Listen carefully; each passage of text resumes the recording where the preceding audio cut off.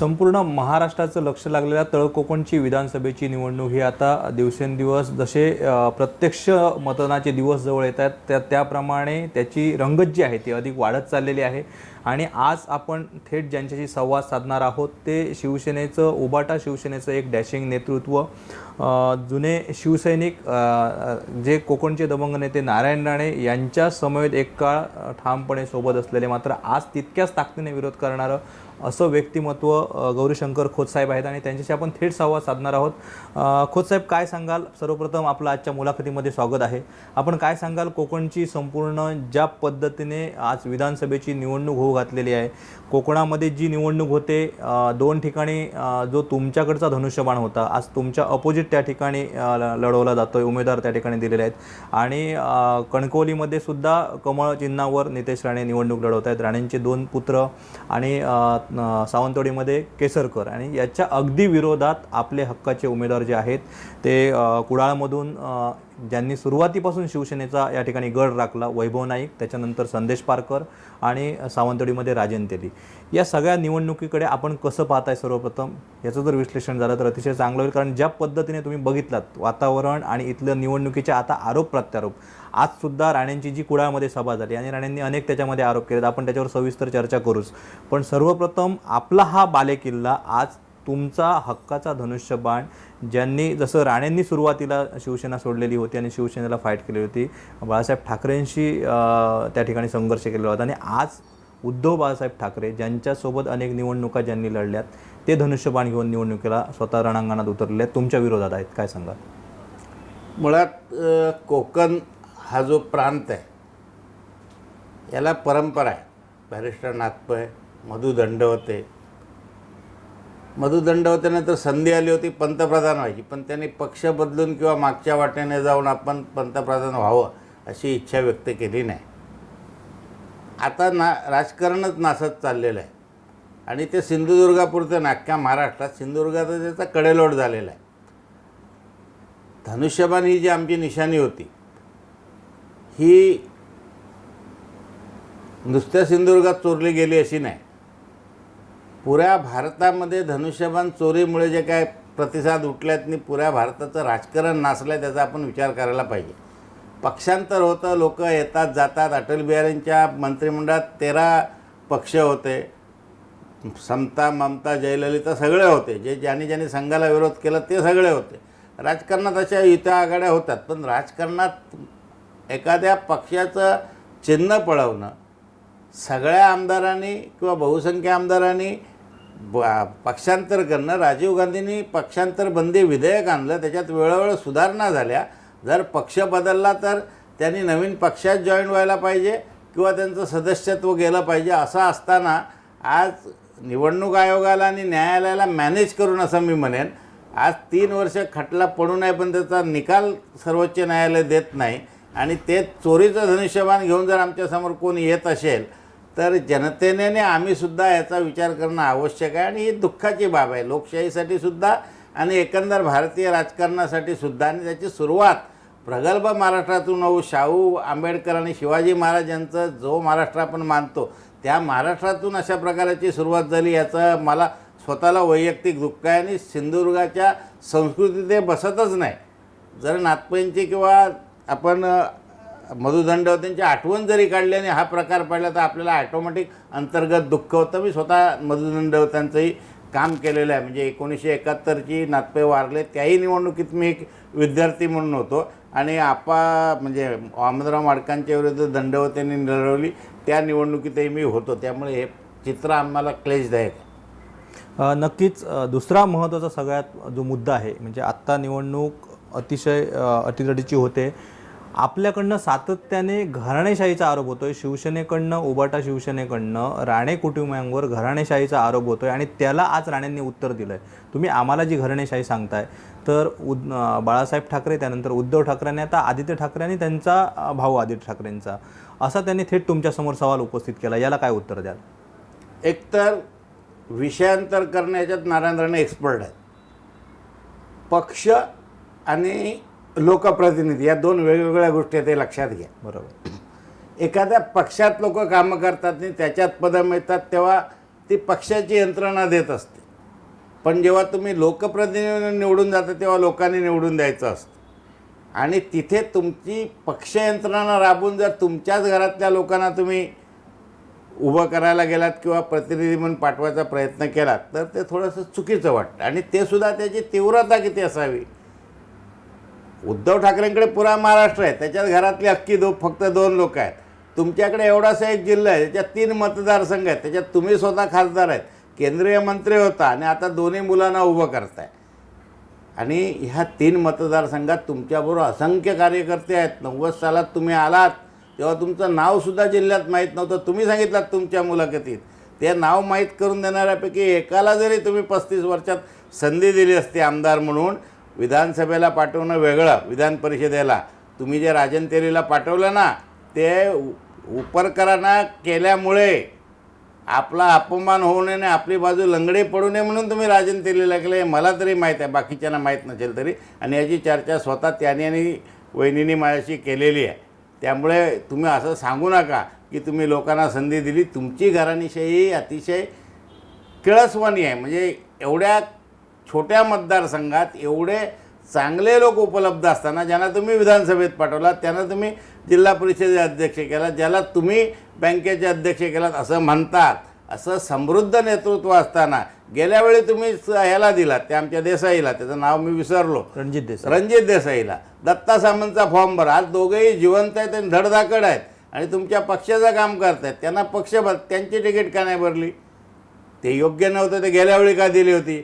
जशी तुम्ही संधी बघितली की बाबा आता हा शिवसेना पक्ष वीक झाला आहे, आपला पोरगा निवडून येण्याची शक्यता आहे, तेव्हा तुम्ही मुलाला तिकीट दिलं आणि गेल्या वेळी त्यांचा बळी घ्यायला निघाला होता. ह्याला घराणीशाही म्हणतात. नक्की त्याच्या पुढचा असा प्रश्न आहे की आपण ज्या पद्धतीने निलेश राणेंचं एकनाथ शिंदे यांच्या पक्षामध्ये भाजपातून झालेला प्रवेश, या प्रवेशाकडे तुम्ही सातत्याने टीकास्त्र सोडताय. शिवसेनेकडनं उबाटा शिवसेनेकडनं रान उठवलं जातं आहे. मात्र तशाच धर्तीवर सावंतवाडीत सुद्धा राजन तेलींचा भाजपातून शिवसेनेत प्रवेश झालेला आहे. याला काय उत्तर द्याल? एक गोष्ट आहे की राजन तेली हा मूळ शिवसैनिक आहे. इथे शिवसेना बांधली राजन तेलीने. राजन तेली BJPत गेला हा नारायण राणेंच्या त्रासाला कंटाळून. राजन तेलीच्या मुलावर हल्ला झाला हे सुद्धा तुम्हाला माहीत आहे, मी सांगायची गरज नाही. त्यांना कोणाकडून त्रास होता ह्याचा माझ्याकडे पुरावा नाही, पण त्रास झाला हे सगळ्या गावाला माहीत आहे. पुन्हा राजन तेली त्यांच्याकडे गेलेले ना, एवढं जर त्यांना संघर्ष होता. ते नाही गेले. ते BJPत असताना नारायण राणे BJPत आले. ते काय करतील? आम्ही चहा पितो आणि कोणी साखर आणून टाकली तर ती कदाचित साखर जास्तच होते, मग तो चहा बाजूला ठेवला जातो. राजन तेलींकडे त्यावेळी उपाय नव्हता, तुम्ही विचार कराल तर. म्हणजे त्यांचीही तशी चूक म्हणता येणार नाही. आणि आज आम्हाला पक्षासाठी गरज आहे. आज आम्हाला पक्षासाठी अनेक लोकांची गरज आहे आणि आम्ही समविचारित लोक शोधणार. राजन तेली हे BJPत होते, शिवसेनेत होते, शिवसेनेचे जिल्हा प्रमुख होते, जवळचे होते आणि बाकी सगळ्या कार्यकर्त्यांचं एकमत झालं की या वेळेला त्याने 2 वेळे केसरकरांच्या विरोधात निवडणूक लढवली अपक्ष म्हणून आणि चांगले 30-40 हजार मतं मिळवली. असा माणूस आहे ज्याचं शिवसेनेचं काही ना काही नातं आहे. बघा, सुबह का बुला शाम को वापिस आता है, चुकला फकीर मस्जिदी. त्याप्रमाणे राजन तेली शिवसैनिक आहेत. ते परत आले आणि त्यांना तिकीट दिलं. त्याच्यात फारसं काही चूक झालं असं मला वाटत नाही. आणि आमच्यात कोण मोठं उत्सुक असतं आणि त्याने सांगितलं असतं की मला पाहिजे आणि मग राजन तेलीला तिकीट दिली असतं तर कदाचित ते चुकीचं असतं. या प्राप्त परिस्थितीत राजन तेलीशिवाय शिवसेनेकडे तरी पर्याय होता असं मला वाटत. नक्की त्याही पुढे जाऊन सातत्याने नारायण राणेंबरोबर तुम्ही या ठिकाणी कोकणात शिवसेना रुजवली. सगळे त्यावेळी साथीदार होतात आणि आज सगळे तेच शिवसैनिक राणेंना सोडून आज राणेंच्या विरोधात उभे राहिलेले आहात. आणि अशावेळी राणेंवर आपण आरोप करताय की राणेंनी कोकणामध्ये कोणताही विकास केलेला नाही. पण राणेंनी ज्या पद्धतीने मुख्यमंत्रीपदापासून आज केंद्रीय मंत्रिपदापर्यंत एवढी पदं उपभोगलेली आहेत आणि राणेसाहेब सांगतात की माझ्या आयुष्यात मी समाधानी आहे एवढी पदं, कारण ह्या सगळ्या पदांचा उपयोग कोकणच्या विकासासाठी केलेला आहे. आणि दरडोई उत्पन्न जे आहे ते राणेसाहेब सातत्याने त्याला उत्तर देतात की इथे हजारामध्ये दरडोई उत्पन्न नव्हतं, तरी आज प्रत्येकी कुटुंब 2.5 लाख रुपये दरडोई उत्पन्न प्रति व्यक्ती झालेलं आहे. मग एवढ्या मोठ्या विकासाचा अजेंडा आणि एवढ्या ठामपणे राणेसाहेब सांगत असताना आपल्याला जो नेमका अपेक्षित विकास आहे किंवा काहीच झालं नाही कोकणात हे जे तुम्ही सांगताय ते कोणत्या आधारावर? GDP हा काय नुसतं सिंधुदुर्गासाठी नाही. GDP हा प्रश्न एकदा नारायण राणेंसाठी सुद्धा आला होता आणि दुसरा घातला होता. हा अख्ख्या भारताचा प्रश्न आहे. भारताचा GDP जो 90 सालात होता त्याच्यापेक्षा आज जास्त आहे. सिंधुदुर्गातल्या लोकांचं 2.5 लाख दरडोई उत्पन्न झालं असं म्हणणं असेल तर एखादं घर माझ्याकडे 10 माणसांचं आणून उभं करा आणि त्यांचं 25 लाख उत्पन्न आहे असं दाखवा वार्षिक. असमान उत्पन्न आहे. आज सिंधुदुर्गामध्ये श्रीमंत आणि गरीब यांच्यात खूप दरी आहे. गरीब कुटुंब इतकी आहे ती काही जणांना 12,000 वर्षाला उत्पन्न नाही आहे. विकास कशाला म्हणतात की सगळ्यांचा समान झाला तर तो विकास. असमानता असेल विकासात तर त्याला विकास म्हणत नाही, आलेली सूज म्हणतात. आज सिंधुदुर्गात खरं बघितलात तर इतकी गरिबी आहे की काही लोकांना एक वेळची चूलसुद्धा चालताना कठीण आहे. ज्या गावामध्ये म्हणजे हे आपलं ग्रामीण भाग आहे, अगदी म्हणजे खूप दूरचा असा त्याला म्हणतो तसा ग्रामीण भाग आहे आणि तरीसुद्धा याच्यात रेशन लोक घेत आहेत. रेशन दुकान चालत आहेत. मग रेशन दुकानं चालतात कशी? जर खरोखर विकास झाला असेल तरी रेशन दुकानं चालली नसती, लोकांनी रेशनवरचं सामान घेतलं नसतं. आता विकास विकास विकास नारायण राणे साहेब केले म्हणत आहेत. मी सांगतो नारायण राणेंच्या काळात नरडवे धरण सुरू झालं, पावसाळ्यात उद्घाटन केलं त्यांनी. 4 लोकांना घेऊन भूमिपूजन केलं होतं. सतीश सावंत, गोट्या सावंत आणि होते. मी होतो त्या दिवशी, पण त्या उद्घाटनाला मी गेलो नव्हतो कारण त्या दिवशी निधीच मंजूर झालेला नव्हता, नुसती जाहीर झालेली होती. त्या नरडवे धरणाचा त्या 20 वर्षापासून आजपर्यंत एक थेंब पाणी साठत नाही. केशवराव राणेंच्या काळात घोणसरी धरण चालू झालं. काय आहे त्या धरण? एक तरी कालवा निघाला आहे काय? टाळंब्याचा काय प्रश्न आहे?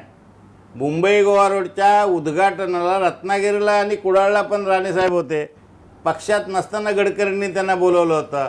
काँग्रेसमध्ये असताना तुम्ही केंद्रीय मंत्री झालात, त्यानंतर आमदार झालात, BJPत गेलात, काँग्रेसमध्ये सुद्धा मंत्री होता. आता हा जो रस्ता 14 वर्ष रखडला आहे सिंधुदुर्गातला झाला त्याचं क्रेडिट तुम्ही घेता आणि रत्नागिरीतला राहिला त्याचं दुःख म्हणजे दोष दुसऱ्यांना देता. पण पक्ष तर केंद्रात तुमचाच आहे आणि मार्ग तर राष्ट्रीय आहे. आणि खाजगीत तुम्ही सांगता गडकरी माझे मित्र आहेत, तिथे वापरा ना तुमचे संबंध. अडाणी अंबानी तुमच्या मुलाच्या लग्नात आणि ह्याच्यात येतात साखरपुड्यात, त्याच्यातलं एक उद्योगपती घेऊन येऊन एक कारखाना खोला तर विकास झाला म्हणेन. पण राणेसाहेब तेच उदाहरण देतात की अखंड कोकणामध्ये सिंधुदुर्ग जिल्ह्यामध्ये एकमेव हा राष्ट्रीय महामार्ग पूर्ण झाला आणि त्याला सगळी चालना जी आहे ती आपल्या कारकिर्दीमुळे आपल्या सक्षम नेतृत्वामध्ये मिळाली. तरीसुद्धा आपण त्याला जे उत्तर देत आहे त्या उत्तरानुसार नेमकं इथनं कोकणपर्यंत आत्ता तर स्वतः खासदार झाले आहेत राणेसाहेब, त्यामुळे रत्नागिरी जिल्ह्यातले लोकांची जी अपेक्षा, कारण पूर्ण 6 विधानसभा मतदारसंघ रत्नागिरीपासून इथपर्यंत प्रतिनिधित्व करणार आहेत.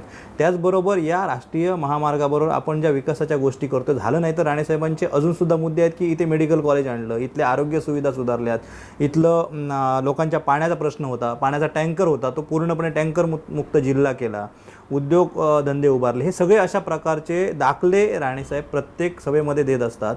एवढं असूनही आपलं म्हणणं आहे की ज्या पद्धतीने आपण आता सांगितलं की या रस्त्याचं गणित संपूर्ण हे मांडलात तर बाकी गोष्टींकडे आपण कसं पाहताय? 14 ते 24 राणेंची सत्ता नव्हती.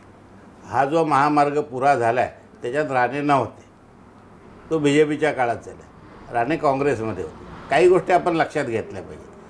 टँकरमुक्त जिल्हा झालेला नाही आहे. पाणी पिण्यापुरतं ह्या जिल्ह्यात पूर्वीपासून होतं. विहिरींच्या सुविधा होण्यासाठी अनेक योजना अख्ख्या महाराष्ट्रात जलस्वराज्य असेल आणि कुठच्या असतील राबवल्या गेल्या. त्याच्या माध्यमातून जिल्ह्यात बऱ्याच प्रकारात पाणी आलं ह्याच्याबद्दल माझं काही दुमत नाही. पण ते राणेसाहेब म्हणत असेल मी आणलं तर मग केंद्र सरकारने आणि राज्य सरकारने केलं काय? आता तुमची खाजगी मेडिकल कॉलेज आले हे बरोबर आहे, पण त्याचबरोबर सरकारी मेडिकल कॉलेजला तुम्ही किती विरोध केलात ते तुम्ही लक्षात ठेवलं पाहिजे. आणि शिवसेनेचा जो दृष्टिकोन आहे ते तुमच्या खाजगी मेडिकल कॉलेजला मंजुरी लागते, महाराष्ट्र सरकारची मुख्यमंत्र्याची सही लागते आणि ती उद्धव ठाकरेंनी केले हे जर नारायण राणे विसरत असतील तर तो नारायण राणेंचा कृतज्ञपणा म्हणायला पाहिजे असं मला वाटतं. तुम्ही जे केलात त्याच्यात आम्ही सगळे होतो, उद्धव ठाकरेसुद्धा होते आणि पूर्वी तुम्ही जे काही केलं ते शिवसेनेनेच तुम्हाला मुख्यमंत्री केलं होतं. त्याच्यामुळे तुम्ही केलं असं म्हणू नका, शिवसेनेच्या माध्यमातून मी केलं म्हणा. तुमचं कॉलेजसुद्धा उभं राहिलं आहे त्याच्यावर उद्धव ठाकरेंची सही आहे हे तुम्ही विसरू नका. पण त्याचबरोबर आमच्या वैभवने कुडाळला महिलांचं हॉस्पिटल आणलं, स्वतः 5 वर्षाच्या काळात त्याने फार्मसीचं कॉलेज उभं केलं. मग त्याची पण स्तुती करा. तुम्ही मिस केलं म्हणता, मग बाकीच्यांनी काहीच केलं नाही. आणि ही सरकारं होती, तुमच्या विरोधातली सरकारं होती, काँग्रेसची सरकारं होती, BJPची सरकार, ज्याच्यात तुम्ही नव्हता, त्या सरकारांनी काहीच केलं नाही असं म्हणणं असेल तर मग तुम्हाला पंतप्रधानच करायला पाहिजे. मग बाकीचे सगळे प्रश्न ॲटोमॅटिकच सुटतील ना. नक्कीच. आपण ही सगळी चर्चा करत असताना आता सिंधुदुर्ग जिल्ह्यातील तिन्ही विधानसभा मतदारसंघांचा थोडक्यात आढावा घेऊया. सगळ्यात महत्त्वाचं सावंतवाडी, जो कोकणातला अगदी शेवटचा विधानसभा मतदारसंघ. आपल्याकडनं आपण राजन-तेलीना मैदानात उतरलेला आहोत.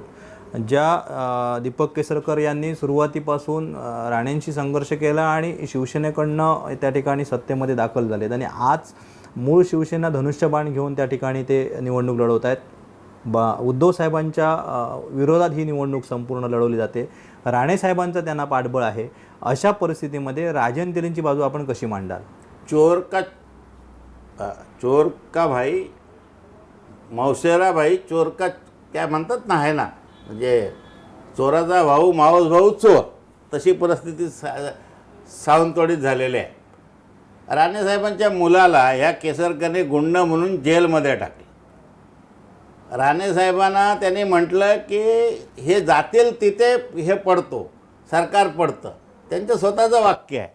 आणि यांनी पापं केलेली आहेत असं केसरकरांनी सांगितलं आहे. आणि केसरकरांना आमच्या गाडीवर ड्रायव्हर ठेवू म्हणून निलेश राणेंनी सांगितलं. आज हे दोघे एकत्र आले सत्तेसाठी, दुसरं काहीही नाही.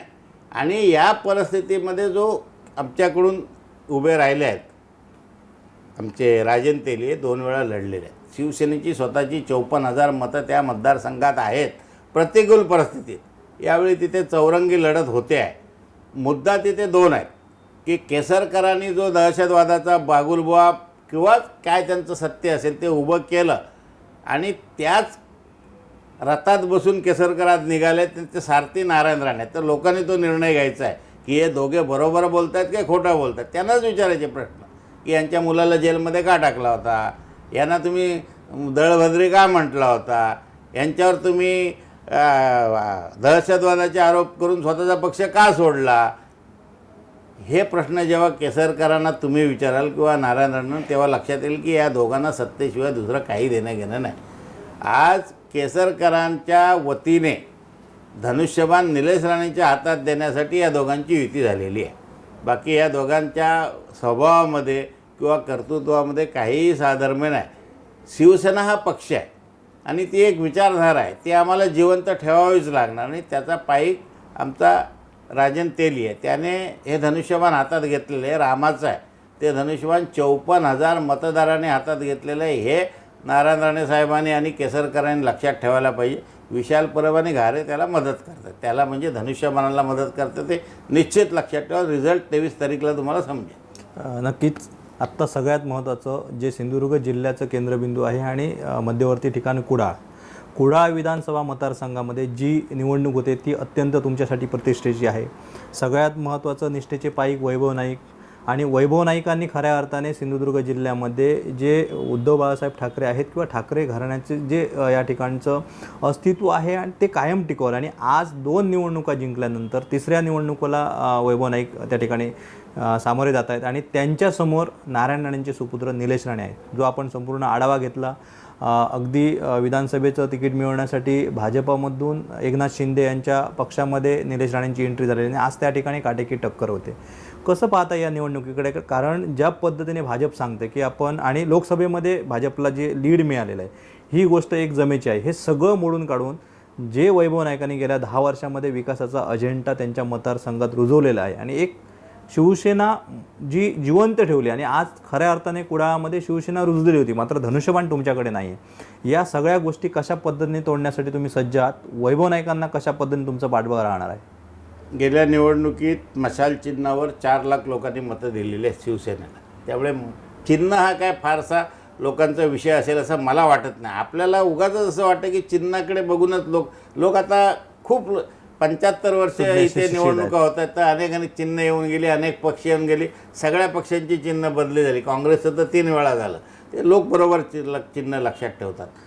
प्रश्न ज्या राणेसाहेबांनी सांगितलं होतं की शिवसेना आणि धनुष्यबाण मी सिंधुदुर्गात औषधाला शिल्लक ठेवणार नाही, त्यांच्या हातात त्यांना धनुष्यबाण आणि वर बाळासाहेबांचा फोटो लावावा लागला.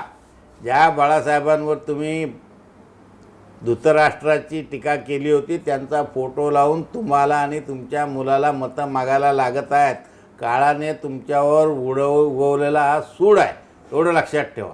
आता प्रश्न राहिला वैभव नाईकाचा. वैभव नाईकांनी शिवसेना जिवंत ठेवली, शिवसेना वाढवली किंवा शिवसेनेसाठी लढले एवढंच नाही. वैभव नाईकांच्या घरातल्या एका व्यक्तीचा बळीही या राजकारणात गेलेला आहे आणि असं असतानासुद्धा तो शिवसेनेवरच आरोप आहे. त्याच्यात नारायण राणेंसह उपरकरांपर्यंत सगळे आरोपी होते. असं असतानासुद्धा वैभव नाईकांना हे माहीत होतं की तेव्हा त्यांच्या कुटुंबाला माहीत होतं की याच्यात शिवसेना सामील नाही.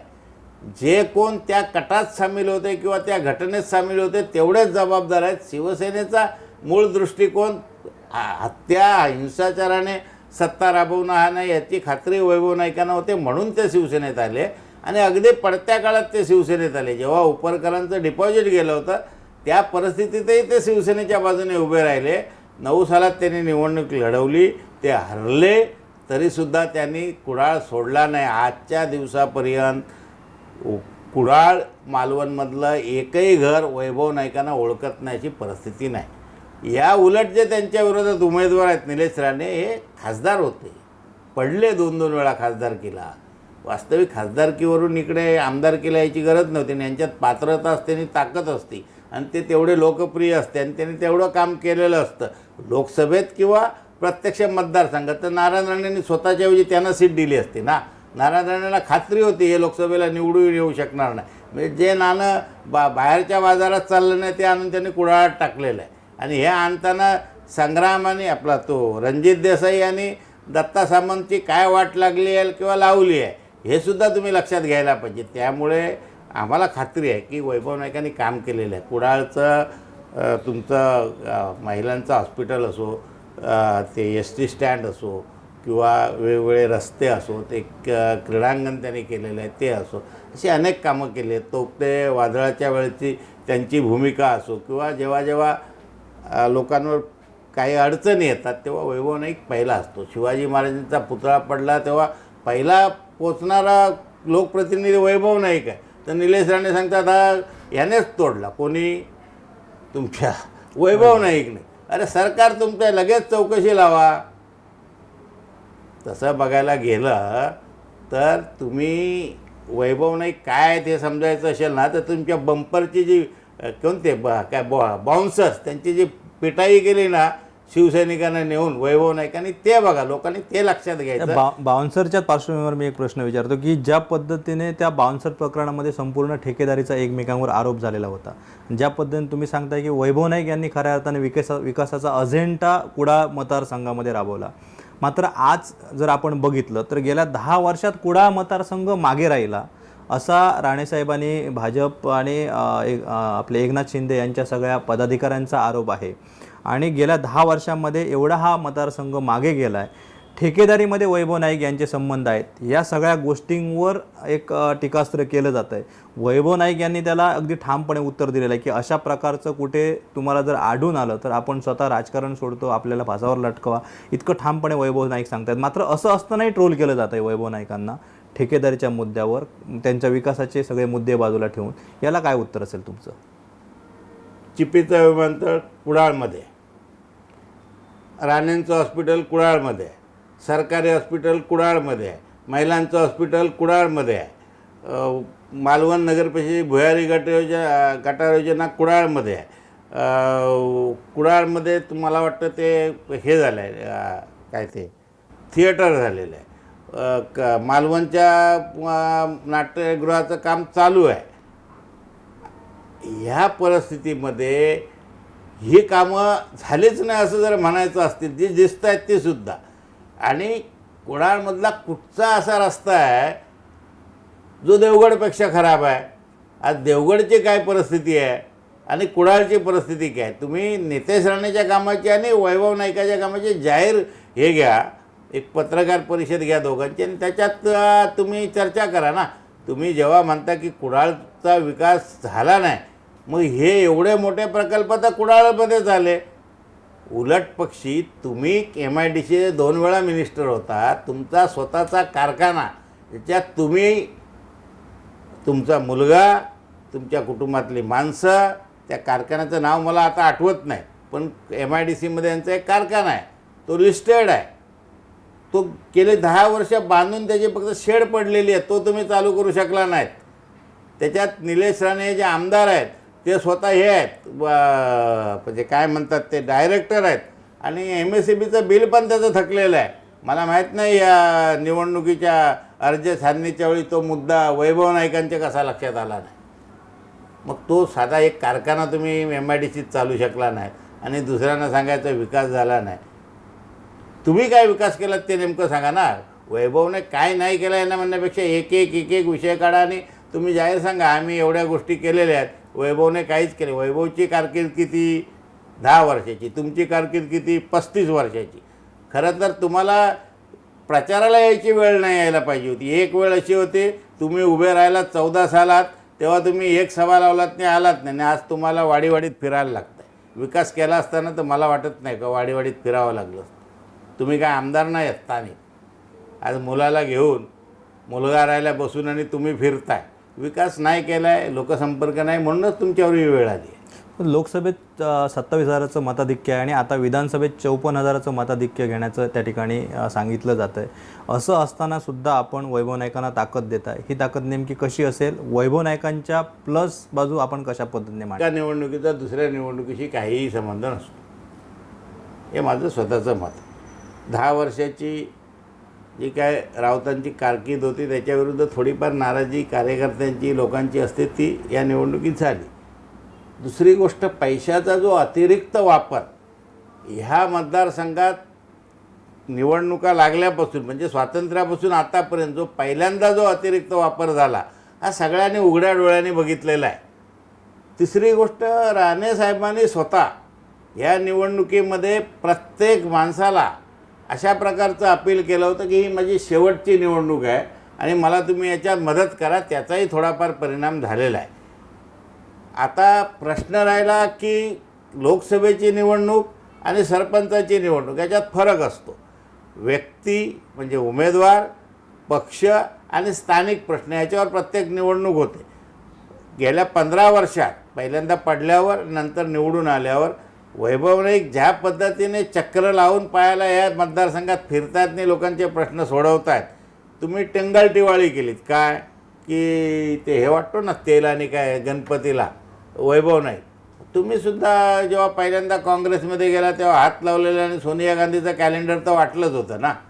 मीच बनवून दिलं होतं पुष्पम प्रिंटरकडून, मला माहीत आहे ना. मग ते कशाला वाटलं होतं तुम्ही? ही प्रतीकं असतात. हे काय भेट नसते लोकांना, त्याने काय लोकांना लाच नसते ती. तुम्हीसुद्धा या गोष्टी केलेल्या आहेत. आज वैभव नाईक हा लोकांच्या मनात आहे.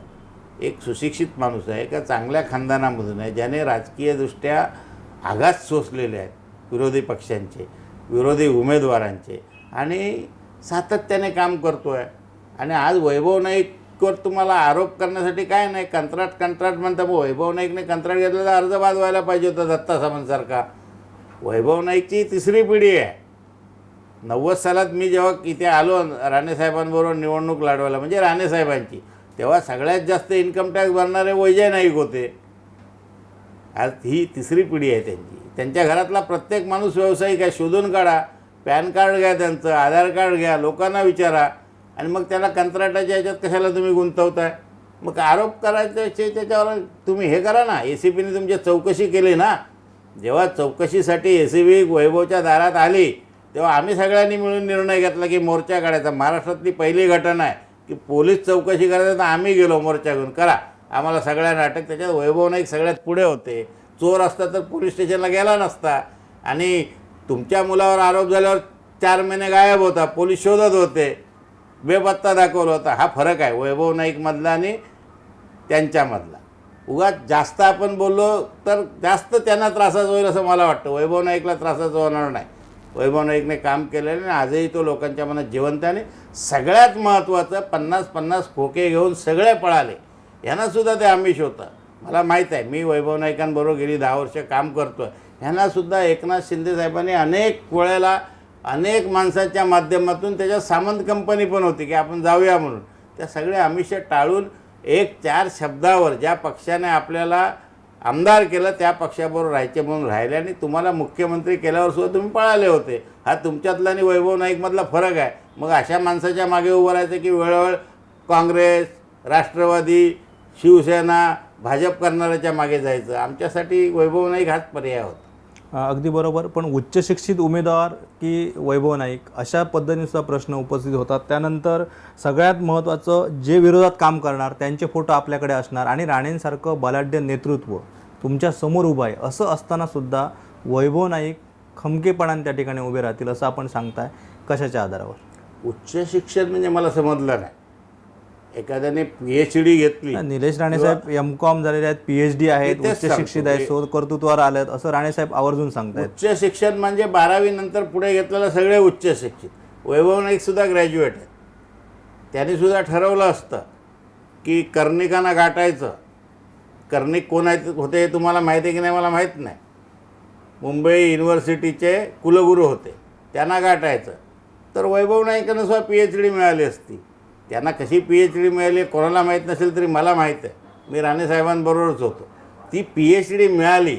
तुम्ही PhD कशात केलं? सूक्ष्म उद्योगमध्ये. तुम्हाला माहीत आहे की नाही मला माहीत नाही. निलेश राणेंचे ते सूक्ष्म उद्योग तुम्ही राबवले कुठे?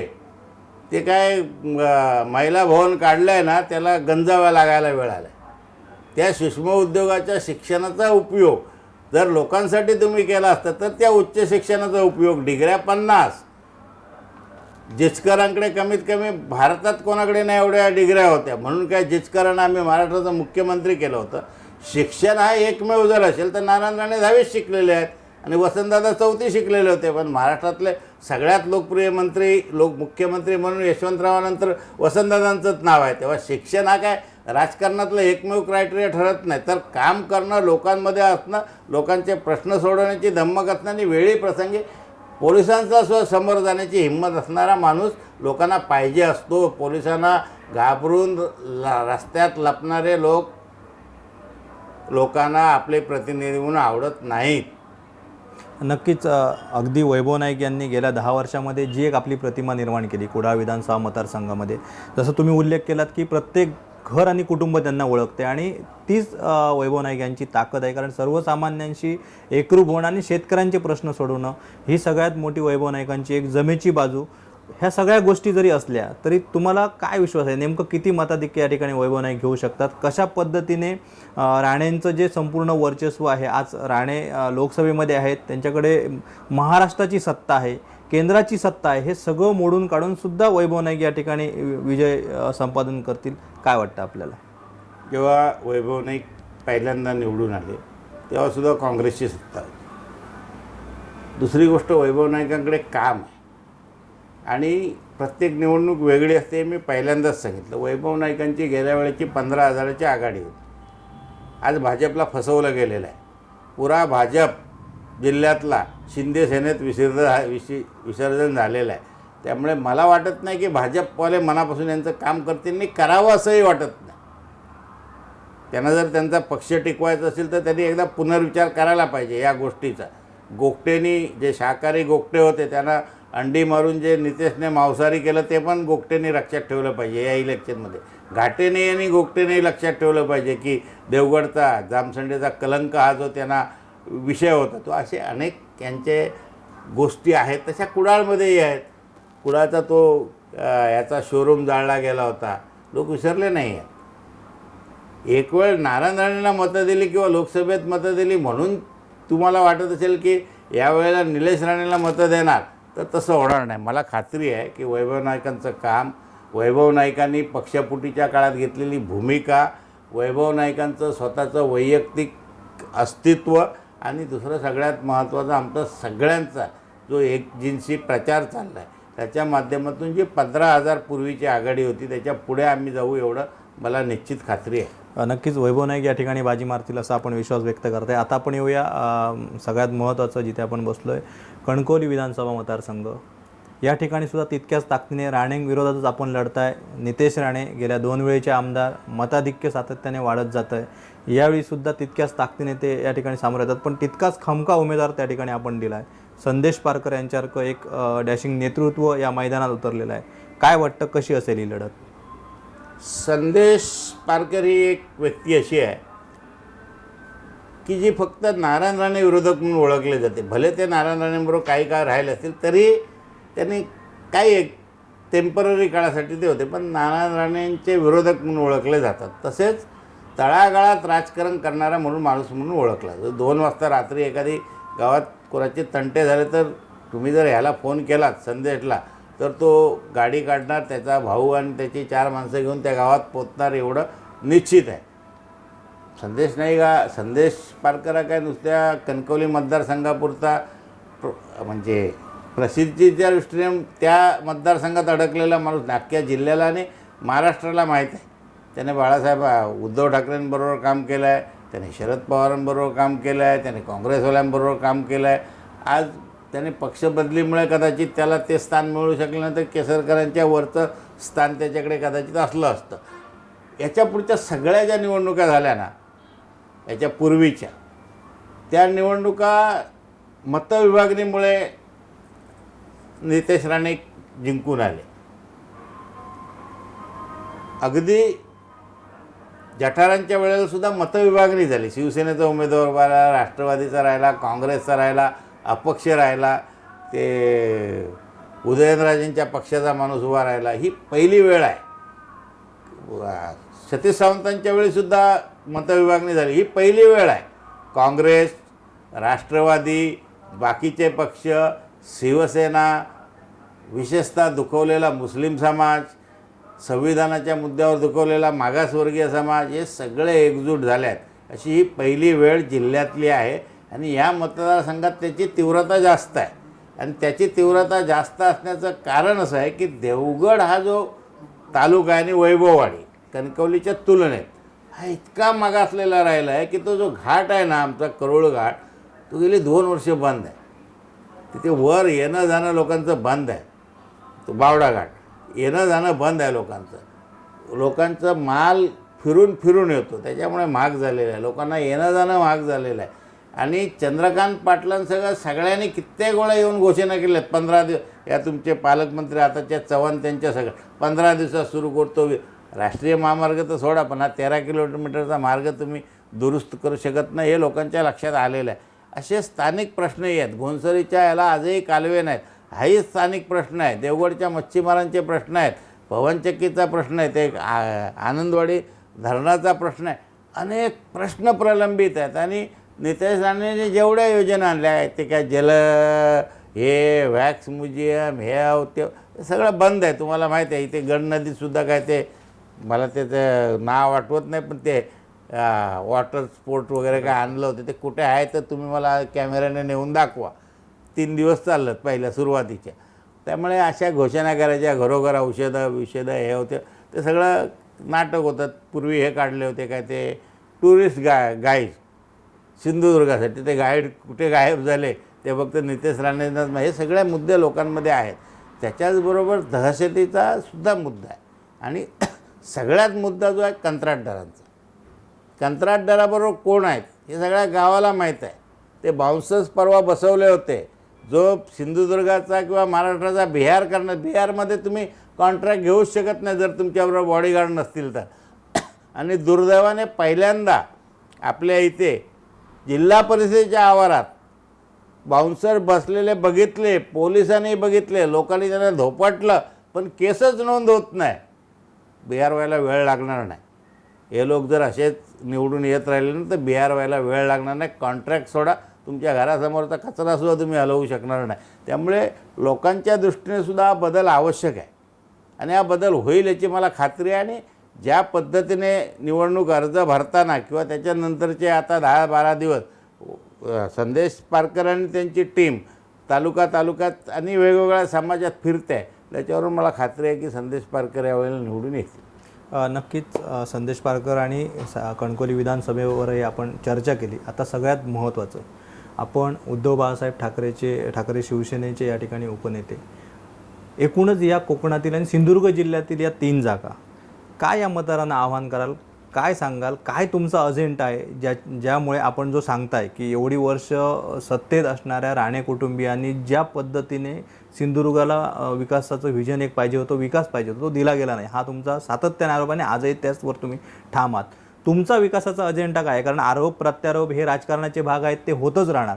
पण या सिंधुदुर्गाच्या जनतेने शिवसेनेला, उद्धव बाळासाहेब ठाकरे शिवसेनेला मतदान करावं, इथले उमेदवार निवडून द्यावेत, यासाठी सिंधुदुर्गसाठी तुमच्याकडे कुठच्या खास योजना आहेत? पहिली गोष्ट, शिवसेनेच्या दृष्टीने सिंधुदुर्ग हा वीक पॉईंट आहे. म्हणजे एक आपलं घर मानलं जातं, हार्ट म्हणा, हृदय. शिवसेनेचं हृदय सिंधुदुर्गात आहे. जेव्हा मुख्यमंत्री करायची संधी आली किंवा वेळ आली तेव्हा सिंधुदुर्गाचा शिवसेनेने विचार केला, बाळासाहेबांनी विचार केला. आज अख्ख्या महाराष्ट्रामध्ये जिल्हावार जर मंत्री काढायला गेले किंवा आमदार काढायला गेले तर शिवसेनेचे आणि सिंधुदुर्गाचे जास्त आहेत. जिल्हावार, म्हणजे भले ते मुंबईत राहतात पण त्यांचा मूळ स्थानिक जिल्हा.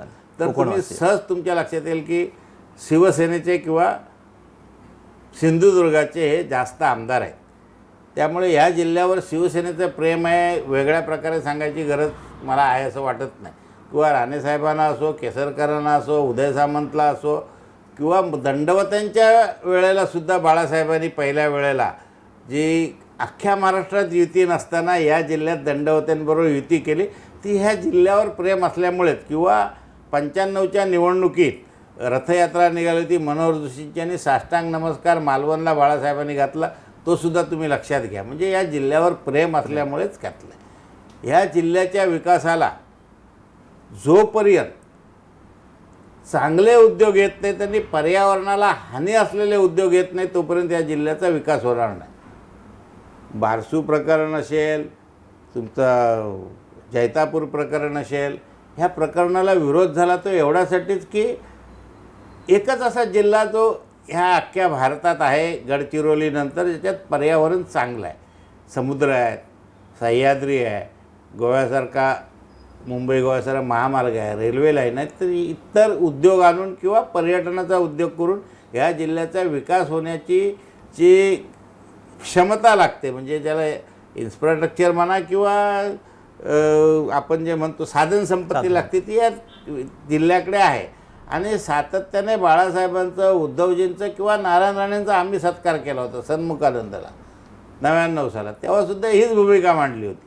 मला चांगला आठवत आहे. त्याची फीत आता माझ्याकडे नाही, पण ते भाषण माझं आणि उद्धवजींचं मी काढून दाखवेन. मीच केला होता सत्कार, म्हणजे त्याचा सत्कार समितीचा प्रमुख मी होतो. पहिल्यापासून आमची भूमिका ही की ही जी साधन सामुग्री आहे आणि हे जे काय इन्फ्रास्ट्रक्चर आहे आणि नैसर्गिक इन्फ्रास्ट्रक्चर आहे, म्हणजे समुद्र असेल, सह्याद्री असेल, गोवा महामार्ग असेल, 750 किलोमीटर जो जागतिक दर्जाचा कोकण रेल्वेचा प्रकल्प या जिल्ह्यात आला आहे, त्याची कुठेतरी सांगड घालून त्या प्रकारचे इथे उद्योगधंदे आले पाहिजेत. आणि त्याच्यासाठी स्थिर सरकार शिवसेनेचं आणि पुरं कोकण, सिंधुदुर्ग, रत्नागिरी आणि रायगड हे एकदा केव्हा तरी शिवसेनेच्या बाजूने उभं राहिलं पाहिजे. तर विरोध होणार नाही किंवा विरोध कमी होईल आणि लोकांची समजूत घालता येईल. त्यामुळे विकासाच्या दृष्टीने शाश्वत विकासाला पूरक असे उद्योगधंदे इथे आणण्याचा शिवसेना प्रयत्न करेल. त्याच्यात पर्यावरणपूरक, टुरिझमवाले आणि इतर असे उद्योग इथे आणावेत आणि आणण्याचा प्रयत्न शिवसेना करेल याची मला खात्री आहे. नक्कीच अतिशय छान सविस्तर चर्चा झाली. आपण अगदी सविस्तरपणे आणि प्रभावीपणे काही मुद्दे मांडलात. निवडणुकीचा रणसंग्राम जो आहे तो असाच सुरू राहणार. अजून 8-10 दिवस शिल्लक आहेत. मात्र कोकणावर शिवसेनेनं प्रेम केलं. शिवसेनेनं ज्या पद्धतीने कोकणावर शिवसेनेने प्रेम केलं, आज कोकणवासियांनी पुन्हा एकदा त्याची परतफेड करावी अशा पद्धतीने आपली सगळी ही मांडणी होती. तर मित्र हो, दर्शक हो, आपण पाहिलं की या ठिकाणी शिवसेनेची बाजू मांडत असताना सुद्धा शिवसेनेला कोकणचा जो विकास करायचा आहे तो इथलं कोकण पण जे आहे ते जपून सगळं करायचं आहे. ते रोजगार आणायचं आहे, इथली डेव्हलपमेंट करायची आहे. मात्र पर्यावरणाने जे खरं कोकण म्हणून कोकणपणाची ओळख आहे ते जपलं पाहिजे आणि त्याच्या माध्यमातून विकास झाला पाहिजे. हीच भूमिका खोतसाहेबांनी मांडली. खोतसाहेब, आपले मनापासून धन्यवाद. आजच्या चर्चेत सहभागी झालात आणि आम्ही सुद्धा यापुढे सुद्धा अशाच पद्धतीने या विधानसभेच्या रणसंग्रामावर नवीन टप्पे आणि नवीन नेत्यांशी या ठिकाणी चर्चा करणारच आहोत. मात्र आज इथेच थांबतोय. आपण पाहत राहा कोकणचा नंबर 1 महाचॅनल कोकण सात लाईव्ह. धन्यवाद.